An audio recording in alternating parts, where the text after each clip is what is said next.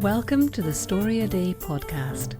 This is Julie Duffy from storyaday.org, encouraging you to be a writer every day, not someday. Good morning, good evening, good afternoon. Julie from the Story a Day podcast here. This week, I want to talk about a bunch of stuff. I've been talking a lot about mindset recently. I do think it is one of the most important things we can work on in our writing lives, but there's a danger, of course, of me going on about it too much. And I sat down myself to write this morning and I was struggling with the same old questions. Who am I? What right have I to, what have I got to say that anybody would want to hear? All those things that bedevil all of us all the time. And it struck me that I heard a quote once from the motivational speaker called Zig Ziglar. And his quote was, a lot of people say that this motivation stuff doesn't last. Well, neither does bathing. That's why we recommend it daily. And that cheered me up a little bit because I shared that in a writing sprint with the Story a Day Superstars. We happened to be all writing together at the time. We took a little break and I said, this is what was happening. I was still struggling with mindset and it was annoying me.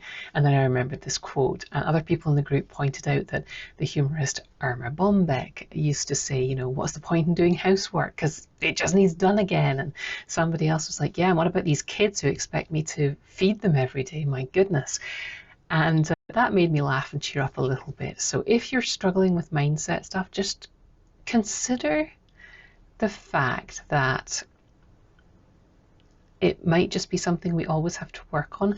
And if we don't, then let's question that a little bit. If we don't want to, like, I don't want to have to watch what I eat, and I don't want to have to clean my house, and I don't want to have to exercise to stay fit. These are all sort of on the face of it nonsensical arguments, but they're very common. There is a very wise psychologist who I follow. She's been on the podcast, Dr. Julie Helmrich, and you can go back and find that episode. And she talks a lot about this kind of stuff and the stories we tell ourselves being very important. And she asked a question recently that made me pause, which was, when you're getting annoyed about something, consider whether you've got a little bit of arrogance and entitlement happening there. That made me pause and think about that. So I was thinking about that this morning with my motivation stuff, like, haven't I fixed this yet? And I thought, oh, look, I've got a little entitlement there. I feel like just because I enjoy writing when it's going well, that it should never be hard, or I should never have any doubts about my own abilities. And yet that doesn't square at all with anybody who wants to get better, anybody who has a sense that there is more and who is striving. Doesn't square at all with this sense that you shouldn't have to work at it and that some days it's going to be difficult. So I'm going to leave motivation there for a minute and just encourage you to be okay with the struggle. This month I have found myself reading a bunch of collections, catching up on a bunch of collections of short stories that came out last year. I just finished, and I wrote about this on the blog, Cosmogramma by Cortia Newland.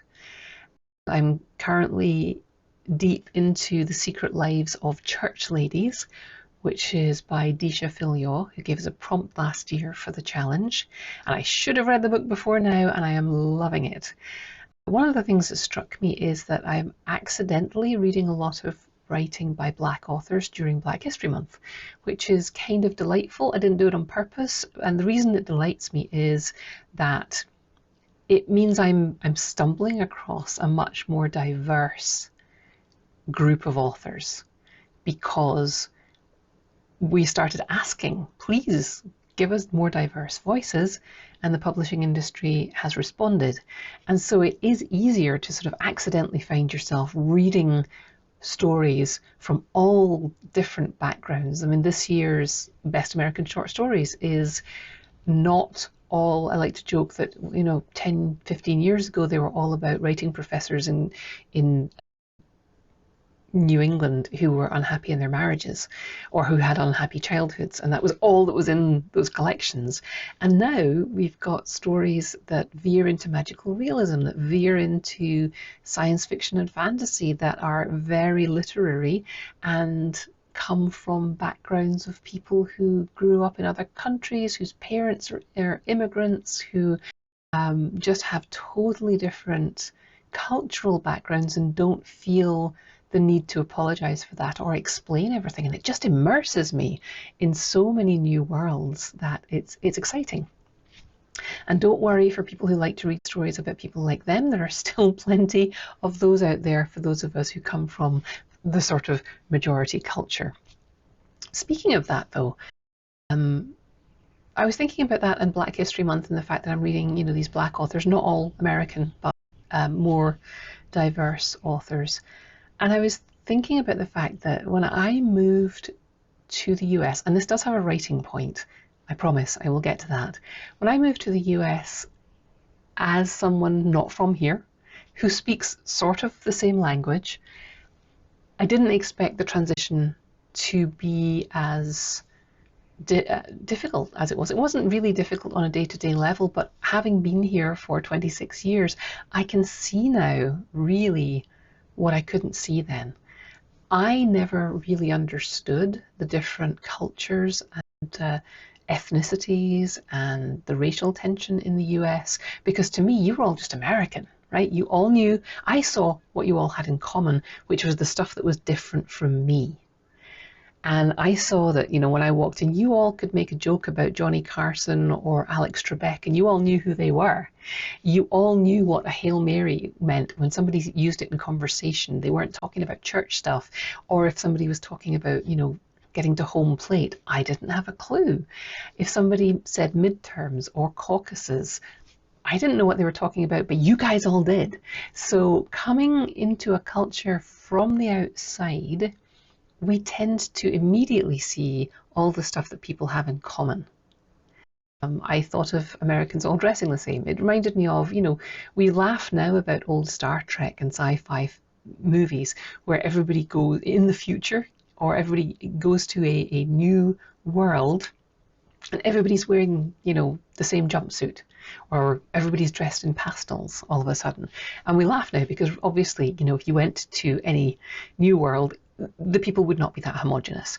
But there's a case to be made that when an outsider comes into a culture, what they see at first are the ways in which those people differ from them and the ways in which those people really are homogenous and all like each other. Yes, I know with the Star Trek jumpsuit thing, it was really just a budgetary thing. We'll just make them all out of this bolt of cloth. But there's some truth in that. And then the more complex you want your experience to be, or your life to be, or your characters' lives to be, that starts to happen when you notice what the other people, not just what they have in common, but what they have that separates them from each other.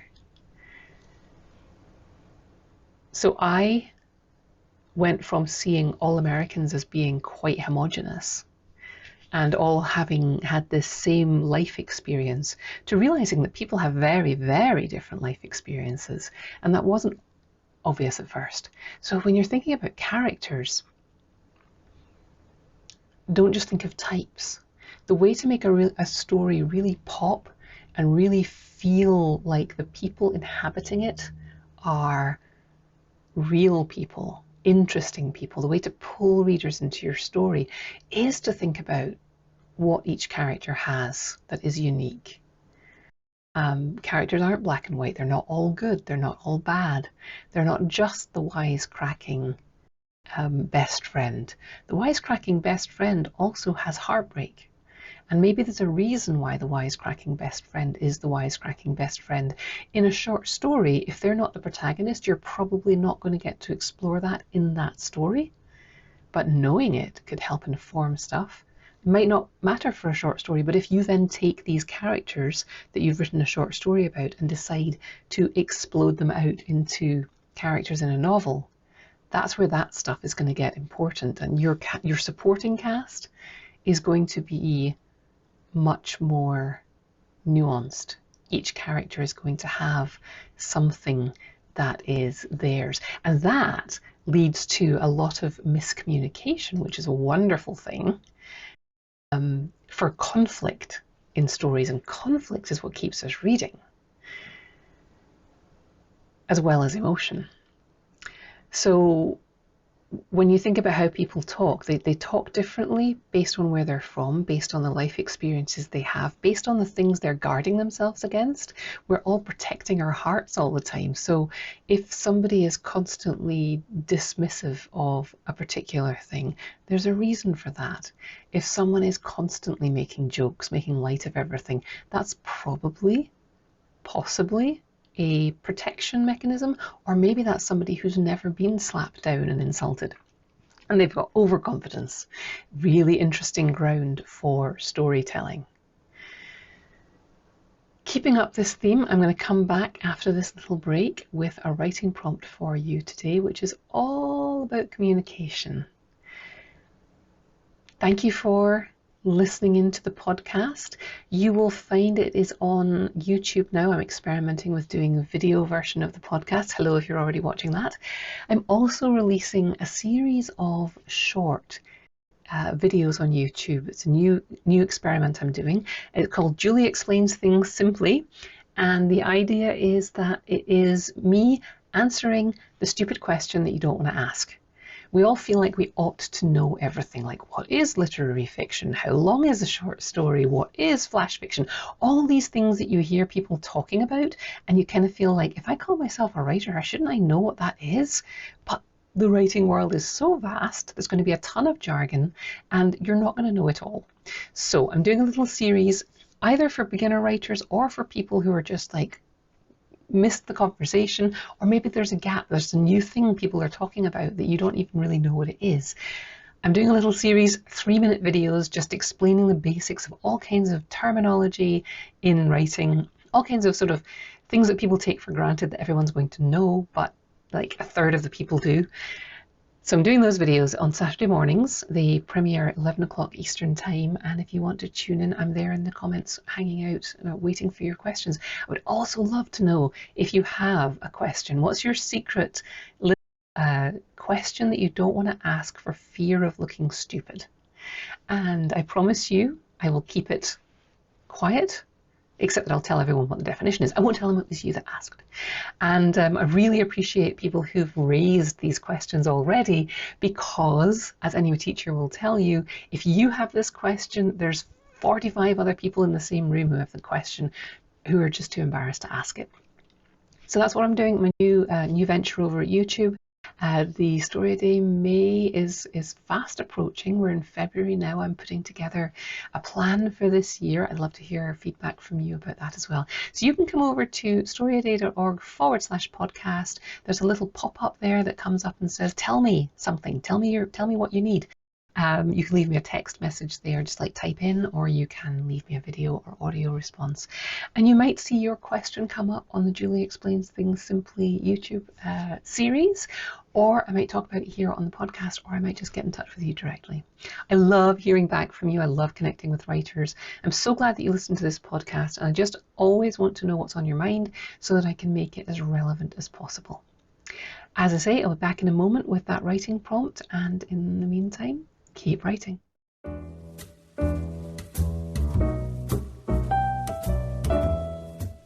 If you want to learn to write, don't read another book or article. Start writing. I'm here to invite you to consider the Story a Day 3-day challenge.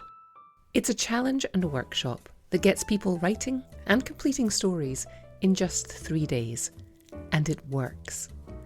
I'm fanatical about getting more and more diverse stories into the world, and I think yours should be among them.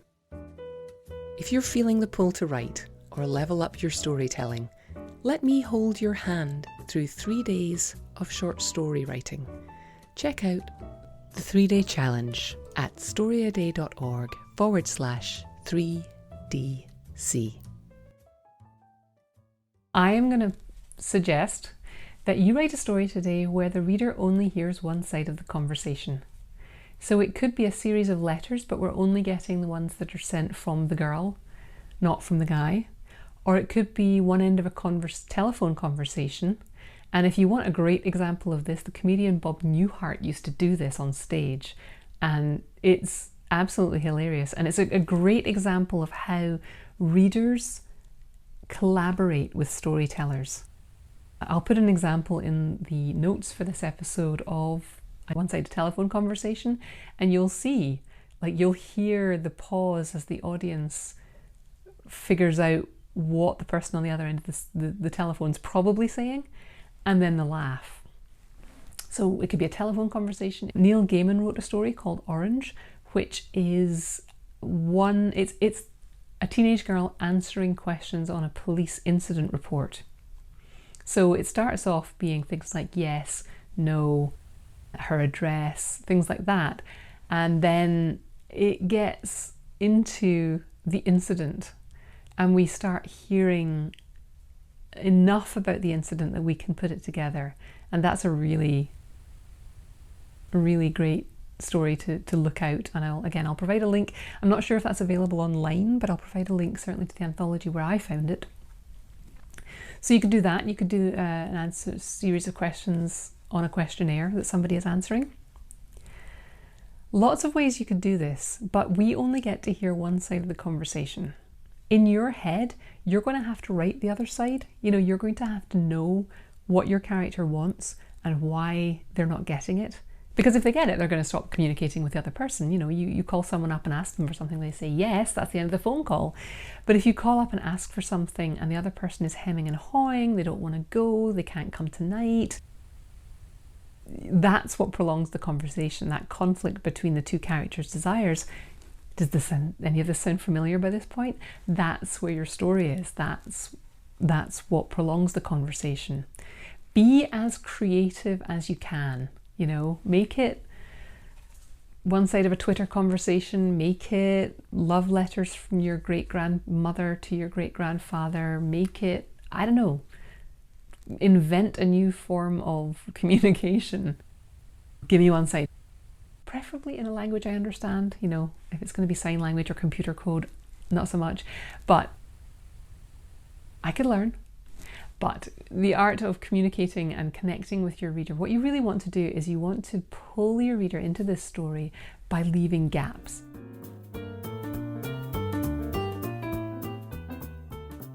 Thanks for listening. Why not come over to the blog at storyaday.org and check out this week's writing prompts and articles. And in the meantime, have a great creative week and of course, keep writing.